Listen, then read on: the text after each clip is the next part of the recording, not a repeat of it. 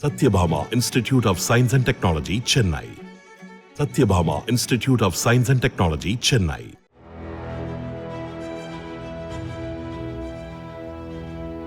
சென்னை ஆயுதப்படையில் பணியாற்றி வரும் பெண் காவலருக்கு பெண் காவல் ஆய்வாளர் போன்று குரலை மாற்றி பேசி பாலியல் தொல்லை கொடுத்ததாக உடுமலைப்பேட்டையைச் சேர்ந்த பெரியசாமி என்பவரை போலீசார் கைது செய்தனர்.